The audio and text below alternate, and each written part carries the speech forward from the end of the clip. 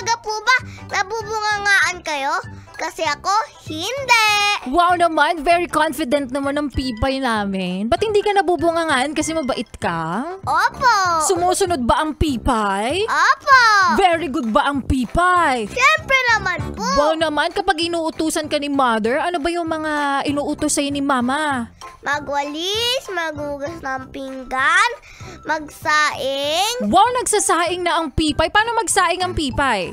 Una po, magtakal ng kanin. Hugasan ng 3 beses. Magtakal ng tubig. Tapos isaing. Anong ginagamit mong panukat?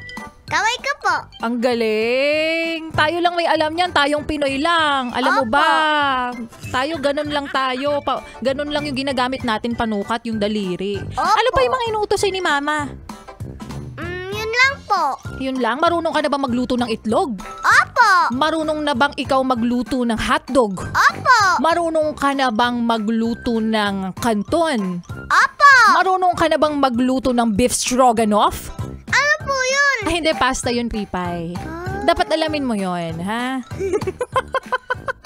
Ay, nako. O, marunong ka na magluto ng kare-kare?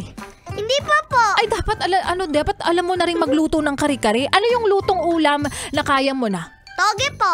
Wow, ang galing naman ng Pipay. Ano pa? Alam mo ba kapag maraming toge? Opo. Anong tawag? Di ko pa alam. Pag toge, isa lang, toge. Pag marami, together. Bye!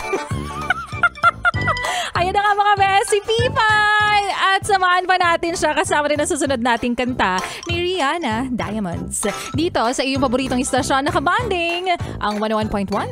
Yes, the best! Shine bright like a diamond.